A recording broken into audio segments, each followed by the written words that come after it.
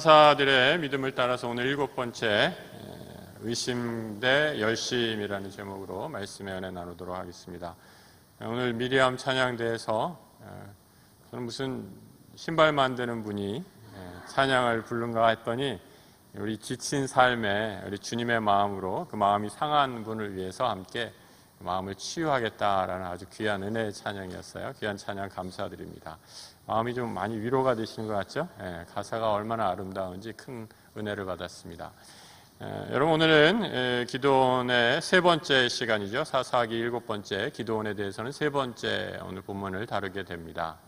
오늘 사실은 제가 32절까지 본문을 다루었다가 조금 그 말씀을 준비하면서 본문을 좀 늘렸어요. 그래서 이 이유는 이 기도원이 어떻게 심경의 변화가 되는지를 더 잘 바라볼 수 있기 때문에 본문의 6장 끝절까지 좀 늘렸습니다.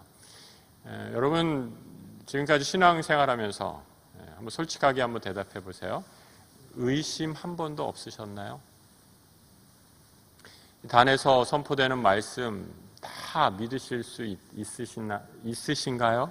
저도 말이 막 꼬이네요. 여러분, 뭐든지 다 하나님의 말씀이라면 아멘으로 받아들이실 수 있으신가요? 아멘 하시는 분들은 굉장한 믿음의 소유자이시죠. 혹은 그렇게 되기를 원합니다라는 결단을 담아서 아멘 하셔도 우리 하나님께서 그 믿음을 받아주시리라 생각합니다. 그런데 여러분, 우리가 솔직하게 얘기해 보면 우리가 늘 의심을 지닌 채 살아가게 된다라는 거죠. 하나님 말씀이 정말 그러할까? 하나님이 정말 우리에게 그렇게 역사하실까? 여러분, 성경의 인물들 가운데 그런 의심의 인물들, 오늘 우리가 살펴보는 기드온 사사도 마찬가지였다라는 거죠. 사사였지만 하나님의 부름을 받았지만 그 내면에 일어오르는 그 끊임없는 의심과 정말 계속되는 믿음의 여정을 가면서 싸우고 있는 한 신앙인의 분투를 보게 됩니다. 기드온은 의심하고 반면에 하나님은 얼마나 이 기드온을 하나님의 사람으로 만들기 위해서 열심을 내는가. 그래서 오늘 제목이 의심 대 열심이에요. 제가 정해도 참 잘 정했다라는 생각이 들었어요. 그래서 여러분, 나의 의심과 하나님의 열심을 한번 오늘 말씀을 통해서 잘 한번 살펴보시기 바랍니다. 그럼 기드온이 어떻게 의심 많은 사람이었는가? 오늘 본문의 17절에 이렇게 얘기하고 있어요. 기드온이 그에게 대답하되, 같이 읽어볼까요? 만일 내가 주께 은혜를 얻었사오면 나와 말씀하신 이가 주 되시는 표징을 내게 보이소서. 하나님께서 나타나셔서 하나님의 사자가 나타난 거죠. 내가 너에게 사명을 주겠다라고 말씀하시는데 기드온은 지금 뭐부터 의심하는 거예요? 당신이 주의 사자가 맞습니까? 여러분, 이거 굉장히 근원적인 의심이에요. 모세가 이스라엘 백성 앞에 섰을 때 모세가 이렇게 하나님께서 모세에게 명령하시잖아요. 내 백성 이스라엘 구원하게 내가 사명을 맡겼다. 너 가서 이스라엘 백성을 구원해내라 라고 이렇게 하나님의 놀라운 사명을 받습니다. 그런데 모세가 가만히 생각해 보니까 의심이 생기잖아요. 하나님한테 이렇게 질문하죠. 하나님, 내가 이렇게 부름받아서 애굽에 갔는데 너를 보낸 하나님이 누구냐라고 이스라엘 백성이 물으면 내가 뭐라고 대답해야 하나요? 의심에 사로잡힌 모세의 모습을 보게 되죠. 그때 하나님이 뭐라고 대답하십니까? 나는 스스로 있는 자니라, 이렇게 대답하거라 라고 모세에게 그 입술에 말을 넣어주지 않으십니까? 여러분, 기드온도 마찬가지예요. 하나님께서 사명, 이스라엘 백성을 구원하라 라는 사명이 주시고자 하는데 하나님의 사자가 나타났어요. 그런데 기드온의 의심은 한 걸음 더 들어가죠. 당신이 하나님의 사자가 맞습니까? 라고 이렇게 질문하는 거예요. 여러분, 만약에 제가 이 자리에 서서 설교 말씀을 전하는데 당신이 하나님의 사자 맞아요? 이렇게 질문한다면 굉장히 이 분위기가 어떻게 변할 것 같아요? 굉장히 어려운 분위기가 되겠죠? 그런데 여러분, 그 하나님의 표징을 보여달라라는 기드온의 이 표징에, 의심에 여호와의 사자가 어떻게 대답하는가? 표징을 보여달라라면서 다 기드온의 뜻대로 이어가시고 인도해 주시는 하나님의 모습을 보게 됩니다. 기드온이 표징을 보여달라라고 하면서 내놓은 것은 예물이에요. 어떤 예물인가? 염소 새끼를 잡습니다. 그걸 잘 삶아가지고 소쿠리에 담죠. 그리고 국과 떡을 함께 갖고 가면서 여호와의 사자에게 그 상을 아주 거나하게 멋지게 상을 차린 거죠. 이 상을 차려서 기드온이 생각했을 거예요. 이 상을 먹으면 하나님의 사자가 맞겠거니라고 이렇게 생각을 한 거죠. 여러분, 이스라엘은 예배, 제단에 예물을 드릴 때 어떻게 했는가? 그 예물을 드린 후에 음식을 함께 먹음으로, 소제의 제물을 함께 나눔으로 그 하나 된 공동체 의식을 확인했다라는 거죠. 그래서 내가 드린 예물을 그 여호와의 사자가 먹는 것을 보면 내가 하나님의 사자인 줄 인정하겠습니다라는 정도의 생각을 가지고 기드온이 이 사자, 하나님의 사자를 대접하려고 했던 것 같아요.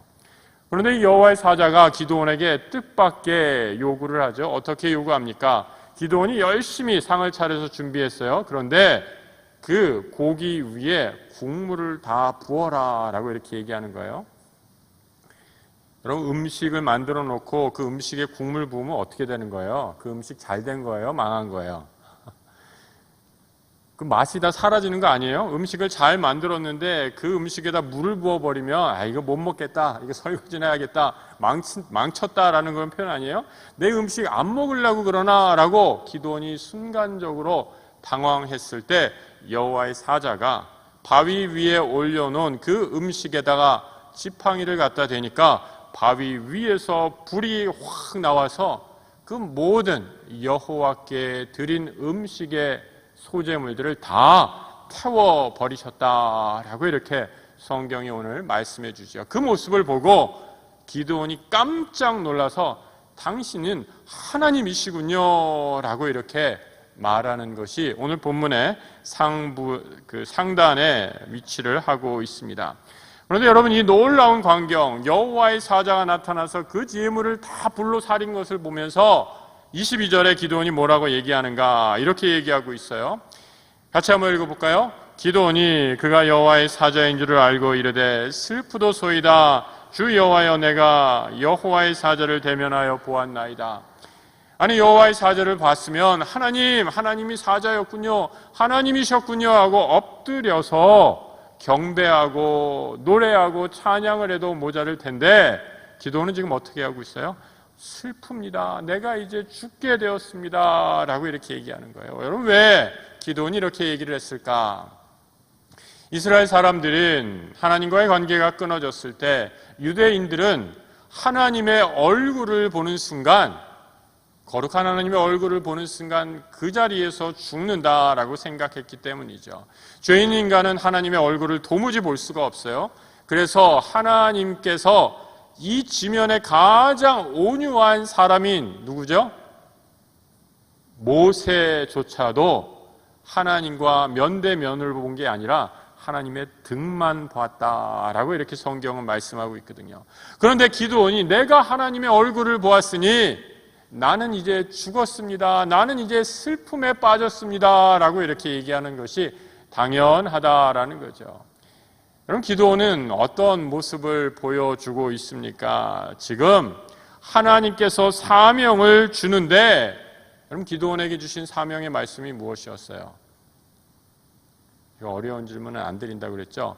여러분, 기드온에게 주신 하나님의 사명, 우리 지난주에 주셨던 사명이라서 다 잊어버리셨죠? 일주일이 지나면 다 잊어버립니다. 16절에 뭐라고 되어 있느냐?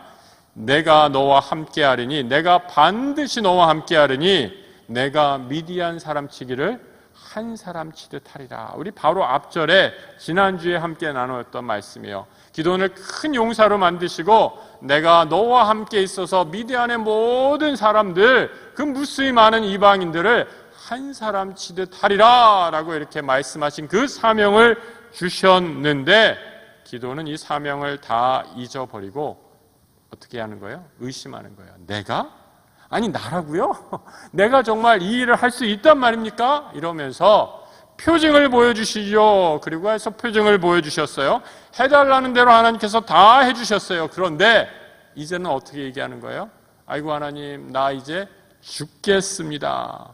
하나님을 대면했는데 내가 어떻게 살겠습니까? 라고 이렇게 얘기하는 거죠.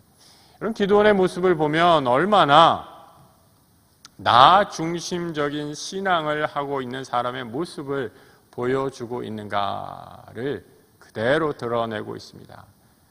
그럼 내가 생각하는 것 안에 하나님을 다 가둬놓고 하나님이 이렇게 하셔야 되는데 내 생각과 다르게 하는 하나님의 모습을 보자, 하나님의 역사를 보자, 나는 죽었습니다 라고 얘기하고 하나님의 사명은 다 잊어버리고 있는 기도원의 모습을 보여주고 있다라는 거죠. 여러분, 이런 모습, 바로 우리들의 모습 너무 유사하지 않습니까? 여러분, 이런 기도원을 향해 그런데 하나님 뭐라고 말씀하시지요? 오늘 본문 23절입니다. 같이 한번 읽어보겠습니다. 여호와께서 그에게 이르시되 너는 안심하라, 두려워하지 말라, 죽지 아니하리라. 하나님께서 주시는 말씀이 다시 한번 기도원에게 임하게 됩니다. 여러분, 모든 의심, 부르심에 대한 의심, 하나님이 함께 하신다라는 것에 대한 의심, 더 나아가 나에게 말씀을 주시는 분이 여호와의 사자인가라는 것에 대한 의심까지도 물리친 기드온이 한 것, 그럼 그것이 무엇이죠? 제단을 쌓았다라는 겁니다. 24절에 기드온이 여호와를 위하여 거기서 제단을 쌓고 그것을 뭐라고요? 여호와 샬롬이라 하였더라라는 겁니다. 성도 여러분, 우리의 의심이 부서지는 곳, 우리의 의심이 무너지는 곳에 여호와 샬롬, 하나님은 평강이시다라는 은혜가 우리에게 임할 줄로 믿습니다. 여러분, 단을 쌓았다라는 말의 의미, 나의 주인이 이제 하나님이시다라는 것을 영적으로 결단한 것입니다. 여러분, 기드온이 있었던 땅, 기드온의 고향은 이 당시에 우상의 지배를 받고 있었던 땅이에요. 바알과 아세라 상을 섬겼던 우상이 지배하는 땅이었습니다. 하나님의 제단을 쌓았고 그 다음날 우상을 깨뜨려 버리니까 다음날 사람들이 와서 놀라죠. 아니, 이 우상의 제단을 누가 다 회파한 거야 하면서 기드온을 잡아 죽이려고 할 정도로 이 시대는 우상이 지배하던 시대였다라는 겁니다. 우상이 지배하는 시대 가운데 살고 있는 사람의 특징이 무엇인가? 여러분, 늘 두려움과 근심, 걱정입니다. 여러분, 왜 그런지 아세요? 하나님 아닌 신들을 섬기는 사람들은 늘 그 신의 눈밖에 날까봐 늘 두려워하고 근심하며 걱정 가운데 살아가게 됩니다. 그래서 이 신에게 비유를 잘 맞추려고 얼마나 애를 쓰고 노력을 하는지 몰라요. 여러분, 점쟁이, 무당 왜 그렇게 돈을 갖다 바치는지 아세요? 그 사람들이 영험해서, 그 사람들이 신기가 있다는 소리 듣고 여러분 가서 하시나요? 물론 그런 것도 있을지 모르지만 근본적인 원인은 두려워서 그래요. 두려워서. 왜요? 무당이 하는 대로 안 했다간 뭐라 그러나요? 재수에 옴 붙은다고 그러잖아요. 그런 걱정에 쌓이게 되니까 온갖 두려움 때문에 하라는 대로 다 하고 화가 임할까 두려워하며 별별 것을 다 갖다 바치는 거죠. 그런데 여러분, 우리 하나님은 어떤 분이십니까? 우리 하나님은 인격적으로 우리와 교제하시고 우리를 사랑하시는 분이죠. 내가 가지고 있는 재산을 뺏는 그런 분이 아니시죠. 기드온이 하나님을 섬기기로 한 이상 바알과 아세라에게 절하며 두려워할 필요가 없습니다. 기드온이 믿는 하나님은 평강의 하나님, 샬롬이시다라고 이렇게 믿음의 고백을 하고 있죠.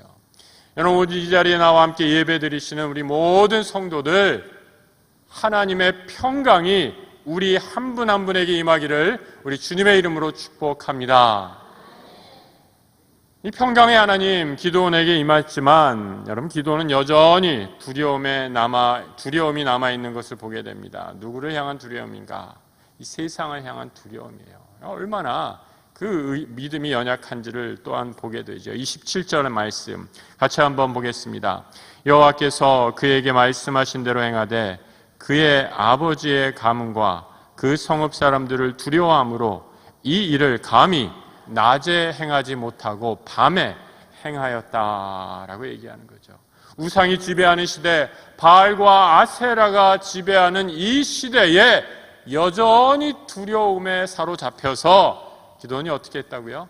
낮에 하지 못하고 밤에 하는 그러한 연약한 모습을 보게 됩니다. 여러분, 요즘 시대에 현대의 모습과 크게 다르지 않다라는 생각이 들어요. 여러분, 요즘 시대에 내가 그리스도인입니다, 나 교회 다니는 예수 믿는 사람이에요 라고 밝히며 떳떳이 신앙생활하는 사람 그렇게 많지 않습니다. 여러분, 요즘 세대에 예수 믿는다라고 하면요, 사람들이 벌써 색안경을 끼고 봐요. 약간 제정신이 아닌 사람이구나 라는 식의 눈초리를 주게 되죠. 세상이 워낙 그런 분위기가 팽배하니까 이제 어떻게 되나요? 예수 믿는 거 좀 감추려고 해요. 그래서 식사 기도할 때도 기도하는지 마는지 모르게 그냥 하나님 감사합니다 하고 그냥 나도 내가 무슨 말인지 모를 정도로 빨리 기도하면서 그렇게 살아가고 있는 현대인의 모습이 우리의 모습 아닙니까? 그런데 여러분, 어떻게 우리가 이런 의심과 두려움이 팽배한 우상이 지배하는 이 시대 속에 믿음을 구사하며 살 수 있을까? 이것이 어떻게 가능할 것인가? 여러분, 성경은 두려움이 죄다라고 이렇게 말씀하시진 않아요. 여러분, 우리가 두려워하는 죽음이 가까이 올 때 두려워할 수 있죠. 인간이 갖고 있는 자연스러운 감정입니다. 그런데 여러분, 우리가 두려움을 이길 수 있는 것, 여러분, 두려움을 이길 수 있는 것은 사랑뿐입니다. 하나님의 그 큰 사랑 안에 잠길 때에만 우리는 세상이 주는 두려움을 이길 수 있게 되죠.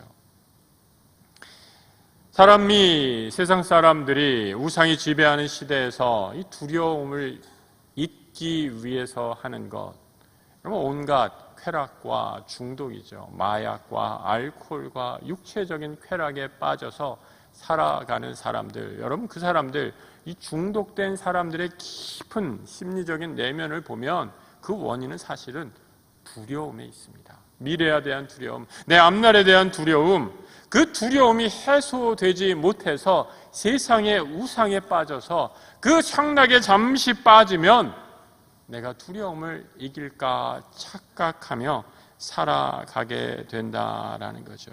하지만 이런 것들로는 내 안에 깊이 있는 두려움을 이길 수가 없습니다.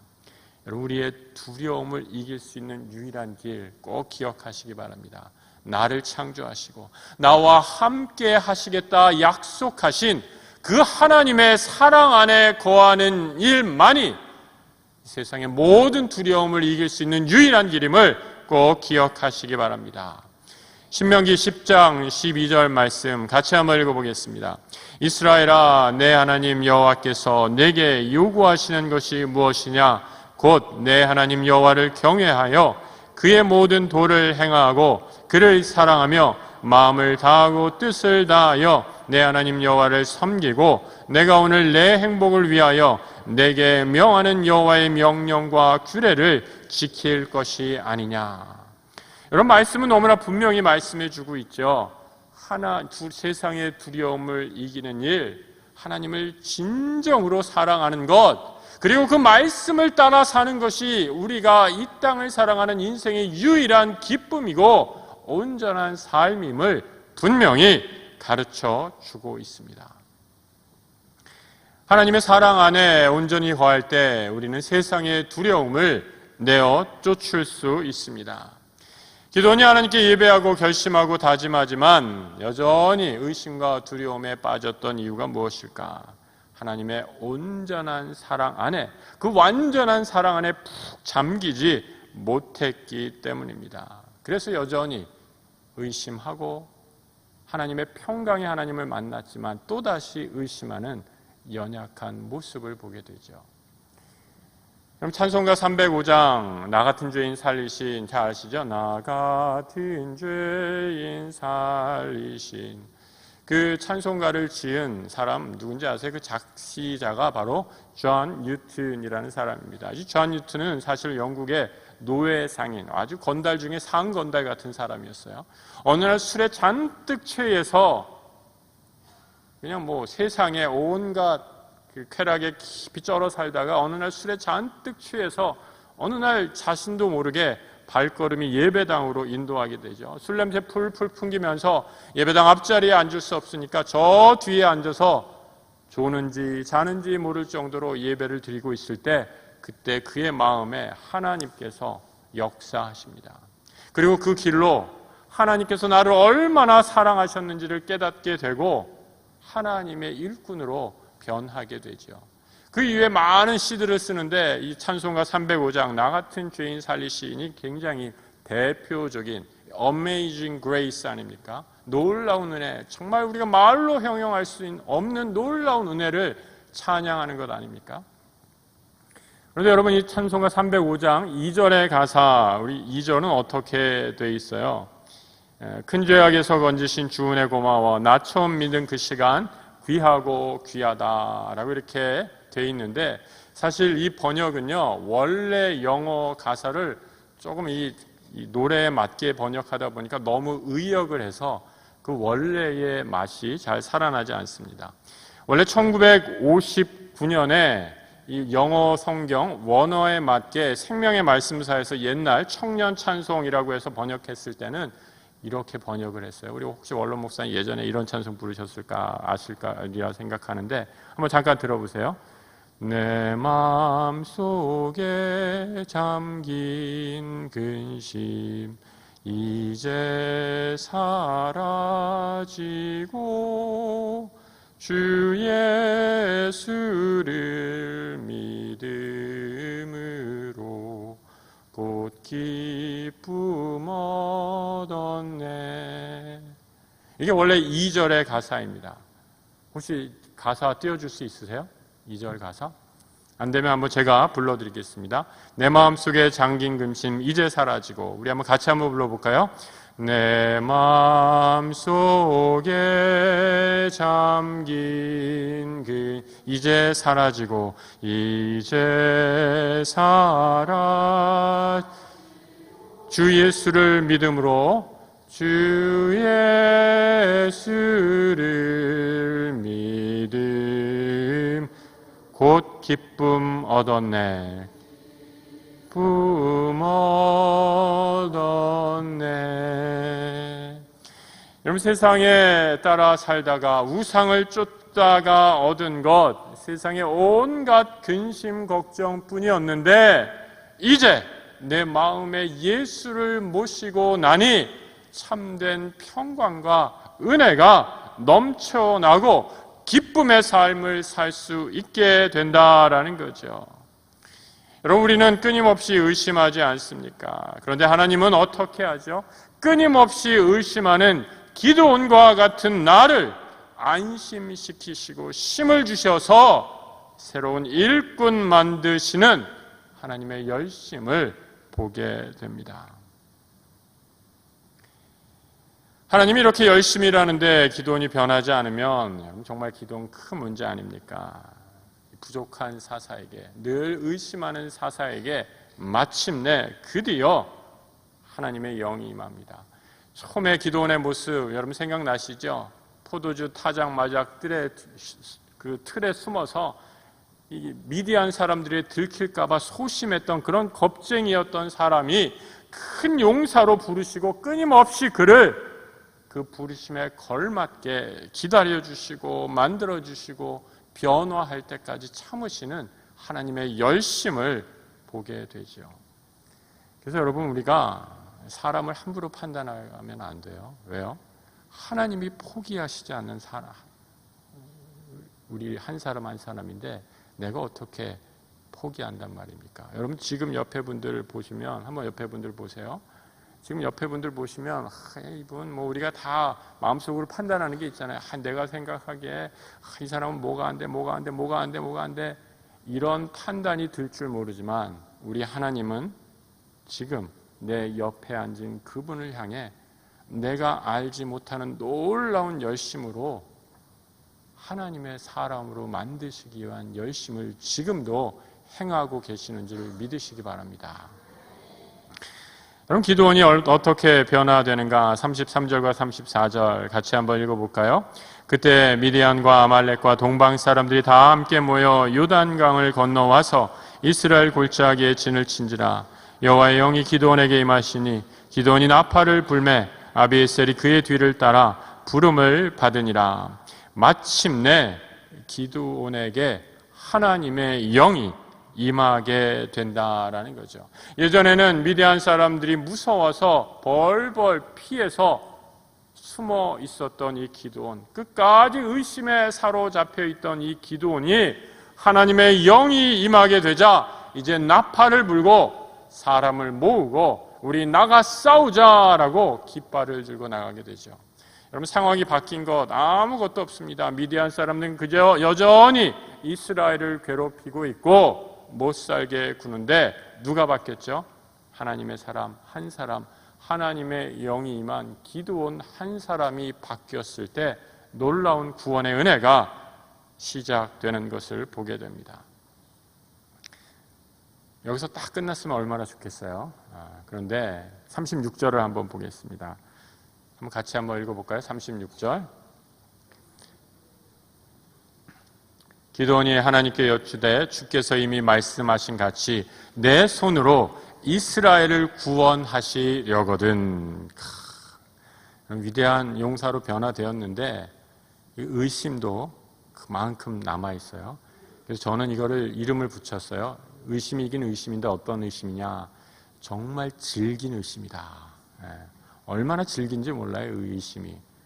하나님께서 은혜를 주시고 하나님의 영이 임하면 다 이 의심이 사라지고 정말 하나님의 뜻 가운데로 달려나가야 될 터인데 기드온이 또 의심하고 있죠. 뭘 의심합니까?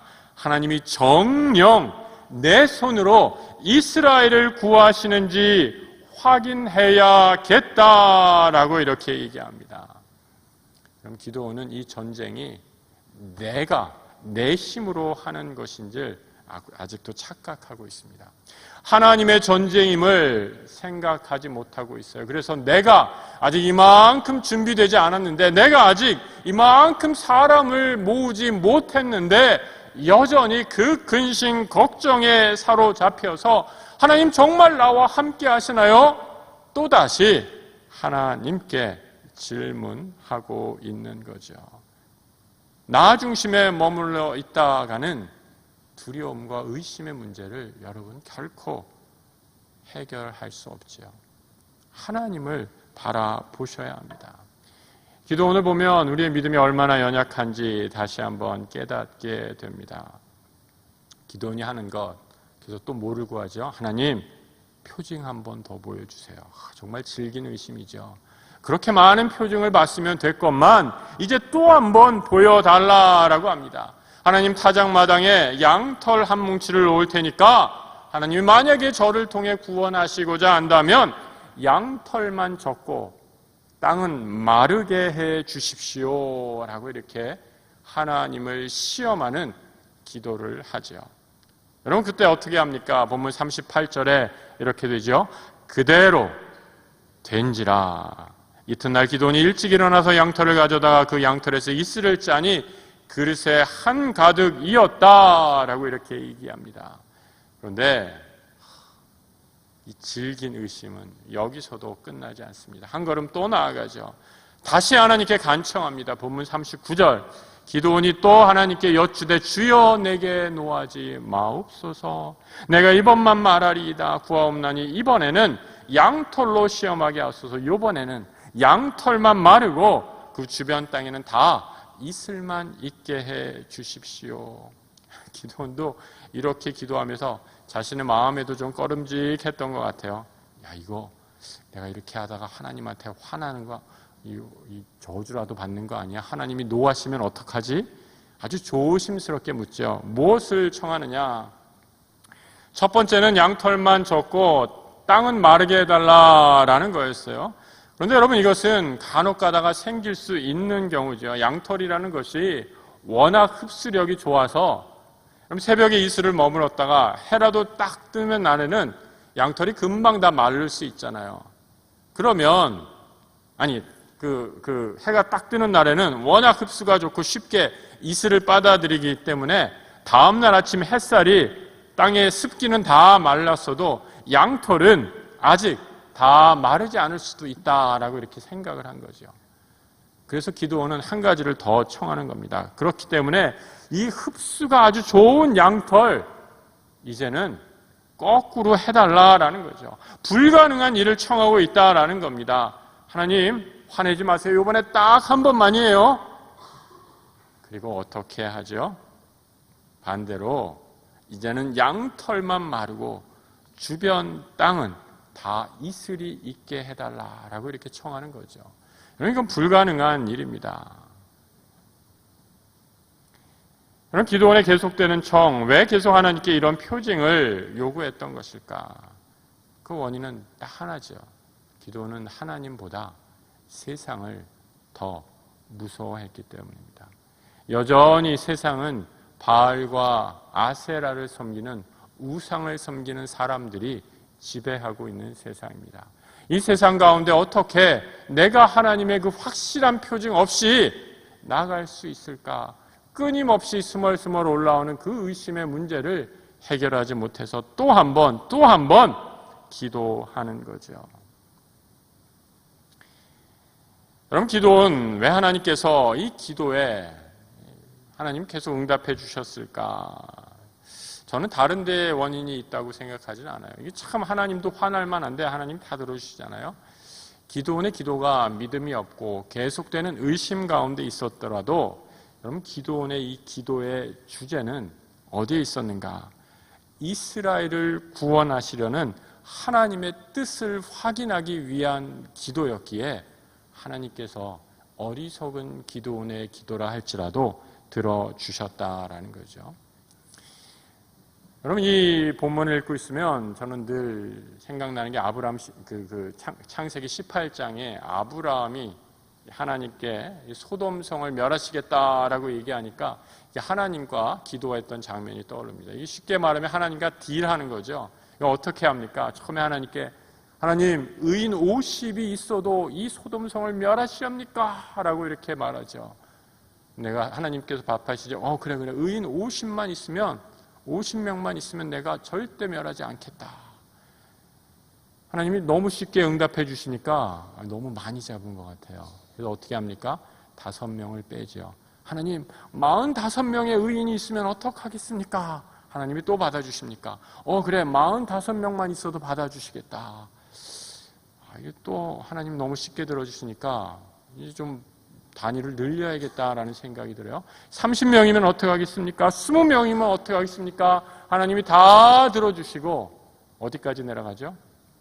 마지막 10명이 있으면 어떡하겠습니까? 라고 청할 때까지 하나님이 다 들어주시죠. 여러분, 아브라함의 기도, 하나님을 짜증나게 한 기도가 아니었어요. 하나님께서 소돔을 구원하시려는 그 구원의 의지와 부합했기 때문에 하나님께서 아브라함의 기도를 들어주신 것이 아니었을까. 여러분, 우리의 기도 생활, 여러분의 기도 생활은 어디에 목표를 향하여 있습니까? 여러분, 기도할 때 표징을 달라라고 기도하실 수 있습니다. 하나님의 뜻을 보여달라 우리가 기도할 수 있습니다. 그런데 여러분, 우리가 먼저 표징을 놓고 기도할 때 그 궁극적인 목적이 나의 욕심을 위한 것인지 아니면 하나님의 구원의 사역에 합당한 것인가, 이것을 점검할 필요가 있다라는 거죠. 대부분은 나의 욕심을 정당화하기 위해 하나님께 표징을 구하는 적이 혹 없지는 않습니까? 하나님, 오늘 나에게 돼지 꿈을 보여주시면 내일 로또 대박 맞으라는 하나님의 계시로 알고 그대로 실천하겠습니다. 여러분, 이런 하나님께 표징을 구한다라고 한다면 제가 우습게 말씀드렸지만 이 기도를 하나님이 들어주시겠는가? 여러분, 또한 이 양털 이적을 통해 하나님은 하나님의 능력을, 기도를 통해 일하시는 하나님의 능력을 보여주시고 계십니다. 그럼 기도원이 두 번째 표징을 구하면서도 몹시 망설이고 또 두려운 마음으로 묻고 있죠. 하나님이 정말 이 양털의 이적을 두 번째도 이루어 주실까라는 마음으로 두려워 떨면서 기도하고 있었다라는 거죠. 하나님은 하지만 그 기도조차도 들어주십니다. 여러분, 기도를 통해 기도는 점점 소심한 남자에서 하나님이 그를 부르셨던 것처럼 큰 용사로 점점 변화하고 있는 것을 보게 됩니다. 그럼 병원에서 몇 차례 수술받은 한 집사님 신방 갔을 때 이 집사님한테 이렇게 제가 여쭤보았어요. 태어나시면 뭘 제일 하고 싶으세요? 그러니까 이 집사님이 이렇게 답하시더라고요. 목사님, 제가 태어나면요, 뭐 수차례 수술을 받아서 뭐 거의 진짜 심이라고는 하나도 없는데, 목사님, 제가 태어나면요, 정말 기도에만 집중하고 싶어요. 이렇게 말씀하시더라고요. 연약한 병상 중에 있을 때 기도가 얼마나 큰 능력인지를 체험하셨다라는 겁니다. 수많은 믿음의 형제자매들이 나를 위해 기도해주고 또 내가 수술대에 누울 때마다 나의 이 생명의 연약함을 깨달았을 때 하나님을 바라보며 기도하지 않을 수 없었다라는 거죠. 그래서 내가 이제 건강이 회복된다면, 하나님께서 저를 살려주신다면 마지막 남은 저의 사명, 기도의 사명으로 알고 기도에만 전념하겠다라고 말씀합니다. 기도는 이 두 가지 표정을 통해 마침내 하나님의 뜻을 확인하고 위대한 승리자로, 하나님의 큰 용사로 거듭나게 됩니다. 여러분, 기도원이 위대합니까? 하나님이 위대하십니까? 의심 많은 기도원을 끝까지 참으시고 구원의 도구로 삼으시는 하나님이 위대하신 거지요. 기드온의 생각과 지식을 뛰어넘으면서까지 하나님께서 기드온에게 보여주시려고 했던 하나님의 열심이 무엇이었습니까? 그것은 바로 이스라엘을 향한 구원이었습니다. 이스라엘을 향한 하나님의 사랑이었습니다. 자신의 백성을 그 누구보다도 사랑하셨기에 하나님은 기드온의 무례한 표징에도 아랑곳하지 않고 그를 끝까지 불러서 하나님의 종으로 삼으시는 열심을 보여주신 것이죠. 사랑하는 성도 여러분, 기드온의 끊임없는 질긴 의심에도 하나님은 단 한순간도 그를 버리지 않고 신실하게 응답하십니다. 하나님의 백성을 사랑하실 때 끝까지 사랑하시는 우리 하나님의 구원의 열심 때문입니다. 우리의 모든 의심과 두려움을 버리시기를 바랍니다. 우상에 의지하여 생긴 의심과 두려움 다 버리고 하나님께 참되게 예배함으로 하나님이 주신 평강을 누리시기를 축복합니다. 그리고 오늘도 내 삶에 역사하시는 하나님의 구원의 열심에 동참해서 하나님이 나를 큰 용사로 부르시는 그 부르심에 순종하는 우리 모든 성도들 다 되시기를 우리 주의 이름으로 축복합니다.